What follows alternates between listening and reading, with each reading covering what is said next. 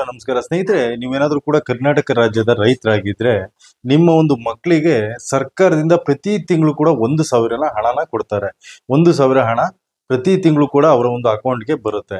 So ಇದು ಯಾವ ಒಂದು ಸ್ಕೀಮ್ ಅಲ್ಲಿ ಬರುತ್ತೆ, ಮತ್ತೆ ಏನೆಲ್ಲ ದಾಖಲಾತಿಗಳು ಬೇಕಾಗುತ್ತೆ, ಮತ್ತೆ ಹೇಗೆ ಅರ್ಜಿ ಹಾಕೋದು, ಇದ್ರ ಬಗ್ಗೆ ಕಂಪ್ಲೀಟ್ ಡೀಟೇಲ್ಸ್ ನ ಕೊಡ್ತಾ ಹೋಗ್ತೀನಿ ಸ್ನೇಹಿತರೆ. ದಯವಿಟ್ಟು ಕೂಡ ಈ ಒಂದು ವಿಡಿಯೋನ ಕೊನೆ ತನಕ ನೋಡಿ. ಹಾಗೇನೆ ಈ ಒಂದು ಸ್ಕೀಮ್ಗೆ ಅರ್ಜಿ ಹಾಕೋದಿಕ್ಕೆ ನಿಮ್ಗೆ ಕೊನೆಯ ದಿನಾಂಕ ಜುಲೈ 31 ಒಳಗಡೆ ನೀವು ಇದಕ್ಕೆ ಅರ್ಜಿನ ಹಾಕ್ಬೇಕಾಗುತ್ತೆ. ಯಾಕೆ ಇವಾಗ್ಲೇನೆ ಈ ಒಂದು ದಿನಾಂಕನ ಹೇಳ್ತಾ ಇದ್ದೀನಿ ಅಂತಂದ್ರೆ, ತುಂಬಾ ಜನರು ವಿಡಿಯೋಗಳನ್ನ ಫುಲ್ ನೋಡೋದಿಲ್ಲ. ಅವ್ರಿಗೆ ಅಟ್ಲೀಸ್ಟ್ ಈ ಒಂದು ಜುಲೈ 31 ಕೊನೆಯ ದಿನಾಂಕ ಅಂತಂದ್ರೂ ಕೂಡ ಅವ್ರಿಗೆ ಗೊತ್ತಾಗ್ಬೇಕು ಅನ್ನೋದಕ್ಕೋಸ್ಕರ ಹೇಳ್ತಾ ಇದ್ದೀನಿ. ಅದೇ ರೀತಿಯಾಗಿ ಈ ಒಂದು ಸ್ಕೀಮು ಯಾವ ಒಂದು ಸ್ಕೀಮಲ್ಲಿ ಬರುತ್ತೆ, ಯಾವ ಒಂದು ಸ್ಕೀಮಲ್ಲಿ ಈ ಒಂದು ಹಣನ ಕೊಡ್ತಾ ಇದಾರೆ ಅಂತ ನೋಡೋದಾದ್ರೆ, ಈ ಒಂದು ಶಿಷ್ಯ ವೇತನ ಅಂತ ಹೇಳ್ಬಿಟ್ಟು ಈ ಒಂದು ಹೊಸ ಸ್ಕೀಮಲ್ಲಿ ನಿಮ್ಗೆ ನಿಮ್ಮ ಒಂದು ಮಕ್ಕಳಿಗೆ ಪ್ರತಿ ತಿಂಗಳು 1,000 ರೂಪಾಯಿನ ಹಣನ ಕೊಡ್ತಾ ಇರುವಂತದ್ದು. ಸ್ನೇಹಿತರೆ, ನೀವೇನಾದ್ರೂ ಕೂಡ ಈ ಒಂದು ವೆಟರ್ನರಿ ಡಿಪ್ಲೊಮಾನ ಮಾಡ್ತೀನಿ ಅನ್ನೋದಾದ್ರೆ ನೀವು ಇವಾಗ ಅರ್ಜಿನ ಹಾಕಿದ್ರೆ ಆ ಒಂದು ಸಂದರ್ಭಗಳಲ್ಲಿ ನಿಮ್ಗೆ ನಿಮ್ಮ ಒಂದು ಶೈಕ್ಷಣಿಕ ಒಂದು ಅಂದ್ರೆ ಓದೋದಿಕ್ಕೆ ನಿಮ್ಗೆ ಪ್ರತಿ ತಿಂಗಳು ಕೂಡ 1,000 ರೂಪಾಯಿನ ಸರ್ಕಾರದಿಂದ ಕೊಡ್ತಾರೆ ಪ್ರತಿ ಒಂದು ರೈತರ ಮಕ್ಕಳಿಗೆ.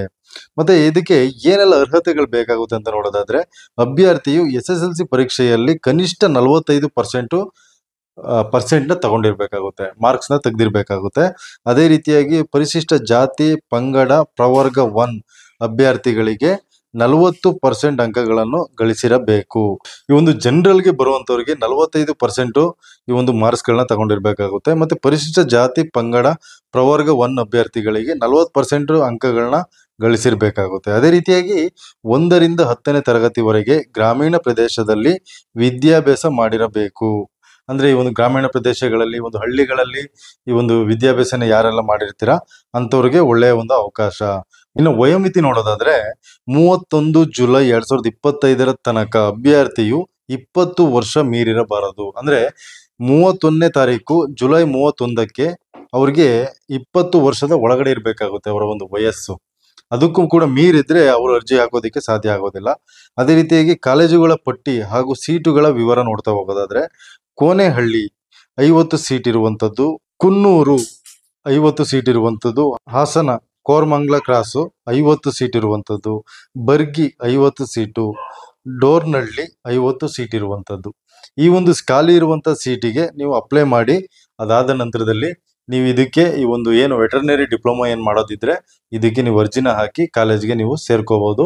ನಿಮ್ಗೆ ಆ ಒಂದು ಸಂದರ್ಭಗಳಲ್ಲಿ ನೀವೇನಾದ್ರೂ ಕೂಡ ನಿಮ್ಮ ಒಂದು ಪರ್ಸೆಂಟೇಜ್ ಏನಾದ್ರೂ ಕೂಡ 45% ಅಥವಾ 40% ಇದ್ರೆ ನಿಮ್ಗೆ ಸರ್ಕಾರದಿಂದ ಪ್ರತಿ ತಿಂಗಳು ಕೂಡ ನಿಮ್ಮ ಒಂದು ವಿದ್ಯಾಭ್ಯಾಸ ಮಾಡೋದಕ್ಕೆ 1,000 ರೂಪಾಯಿನ ನಿಮ್ಮ ಒಂದು ಖಾತೆಗೆ ಹಾಕ್ತಾರೆ.